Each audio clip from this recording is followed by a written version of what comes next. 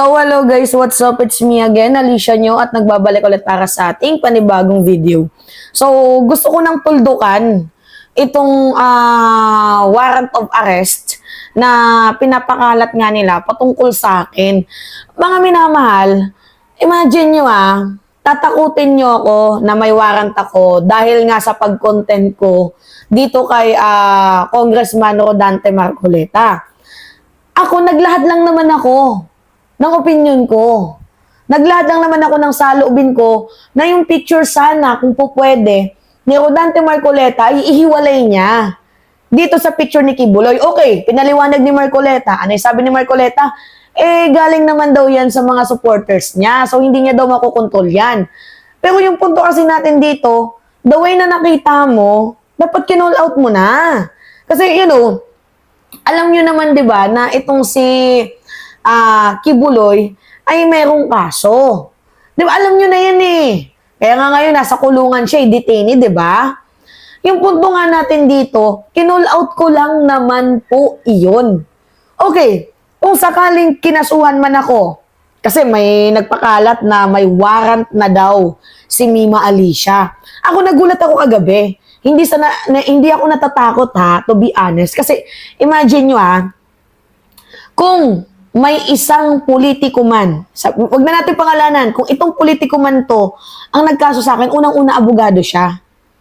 Diba? Abogado itong politiko na to. Hindi niya ako pwedeng silbihan, hainan ng warrant of arrest nang hindi ako nakakapag-counter affidavit. Nagigets ninyo, hindi nga ako nabigyan ng sumon. Walang hearing na naganap.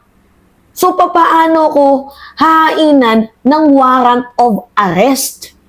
Nagigets ninyo? Okay, Mima, kasi ganito meron ng papeles. Diba nakita mo naman yung Sened na warrant of arrest? Mga minamahal, nung binasa ko, source lang naman po yun. Pwedeng edited. Hindi ko alam kung ako lang din yung ginawa nun. Kasi bali-balita ko kahit si Takeru Miyamoto, abay ginawan din ng peking warrant of arrest. Tinatakot kami. Well, anong magagawa natin dyan? Sige, kung sino man yung naghain sa akin ng kaso, harapin ko naman yan. Kung meron nga.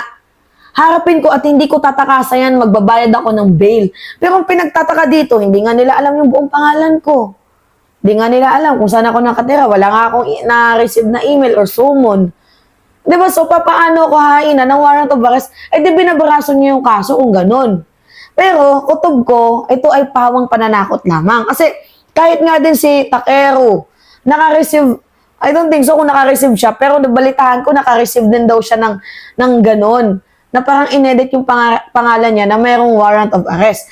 Pero, mga minamahal, sa totoo lang nauuso kasi yung fake news ngayon.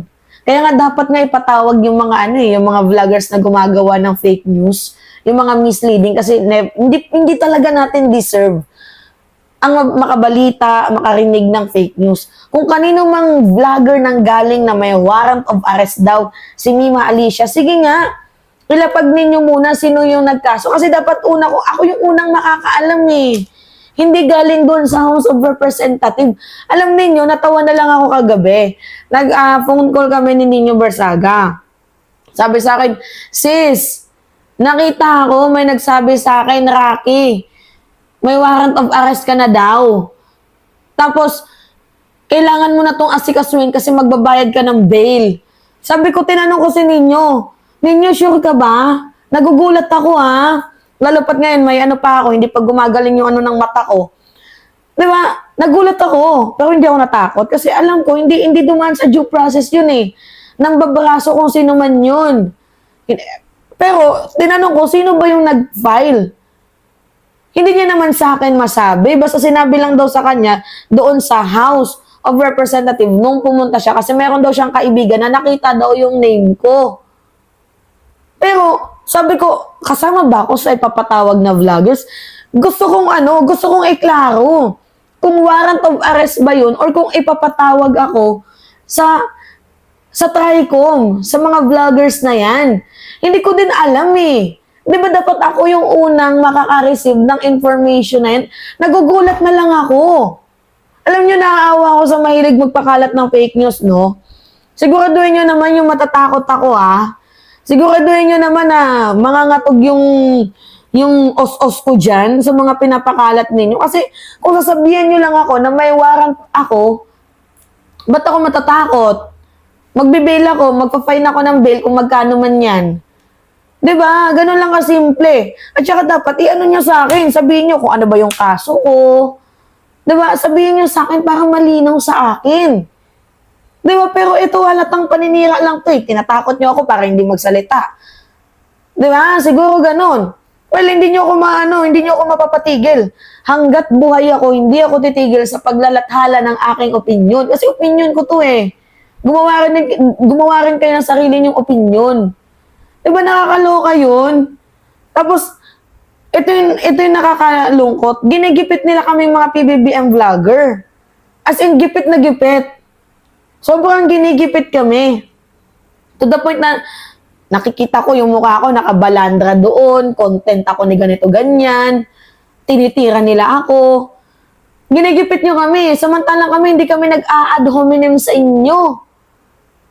Di ba maging patas naman kayo? Pero yung punto natin dito, kung sa House of Representative man yan, kung ako ipapatawag, ready si Mima, hindi aatras. Harap tayo kung sakali man, pero wag naman sana. 'Di ba? Kasi hindi biro to yung issue sa akin, nahainan daw ako ng warrant. Hindi ako nagpapaawa sa inyo, hindi ako nagpapag-GoFundMe. Ang akin lang dito, sana alam ko. Sana man na binigyan niyo ako ng info. Hindi ako natatakot dito, may nagsasabi, nagko-comment, makukulong ka na, Mima. Hindi, okay lang makulong basta para sa bayan. Oo. Basta ako inano ko para sa bayan. 'Di ba? Wala naman akong tinapakang tao. Kung ginigipit nila ako, then kung dyan sila masaya, go ahead. Ako nagtatanong lang naman ako eh. Unang-una, pikon. Pikon yung mga gumagawa ng ganyan nagkakaso. Lalo na kung ikaw ay isang politiko tapos ako private citizen lamang. Pikon ka kung ganun. Ayaw mo nakakarinig ng opinion ng iba, edi wag kang tumakbo. Ganun ka simple. Ano ba naman yan? Nakakaloka to. Pero hindi ako natatakot. Nakakalungkot lang kasi ginigipit kami. Sobra-sobra na eh. Sobra-sobra na tong panggigipit ninyo. Ano ba naman yan? 'Di ba? Ewan ko. Nai-stress ako sa warrant na issue sa akin. Hindi ko alam kung sino yung nagpakalat na may warrant daw ako. Sumasakit lang yung ulo ko every time na naalala ko to. Anyway, ipag-pray nyo na lang si Mima sa kakaharapin niyang laban. Magtulong-tulong, ayan nyo, tutulungan din naman ako ng ibang mga kapwa natin vlogger kung yung issue na to ay hindi pa masettle. Hihingi tayo ng tulong. Alright? So, wag na kayong mangamba sa akin. Tapos na tong isyong warrant na to. Alright? Mga minamahal, it's me again, Alicia nyo, at nagbabalik ulit para sa ating panibagong video.